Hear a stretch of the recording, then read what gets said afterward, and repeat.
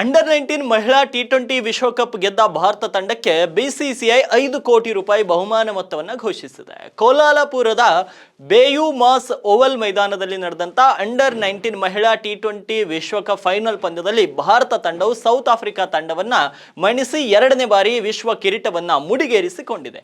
ಈ ಶ್ರೇಷ್ಠ ಸಾಧನೆಗಾಗಿ ಬಿಸಿಸಿಐ 5 ಕೋಟಿ ಬಹುಮಾನವನ್ನ ಘೋಷಿಸಿದ್ದು, ಈ ನಗದು ಬಹುಮಾನವನ್ನ ಆಟಗಾರರು ಹಾಗೂ ಸಿಬ್ಬಂದಿಗಳು ಹಂಚಿಕೊಳ್ಳಲಿದ್ದಾರೆ. ಇದಕ್ಕೂ ಮುನ್ನ ನಡೆದ ಫೈನಲ್ ಪಂದ್ಯದಲ್ಲಿ ಮೊದಲು ಬ್ಯಾಟ್ ಮಾಡಿದಂತ ಸೌತ್ ಆಫ್ರಿಕಾ ಅಂಡರ್ 19 ಮಹಿಳಾ ತಂಡವು 20 ಓವರ್ಗಳಲ್ಲಿ 82 ರನ್ ಅನ್ನು ಗಳಿಸಿ ಆಲ್ ಔಟ್ ಆಗಿತ್ತು.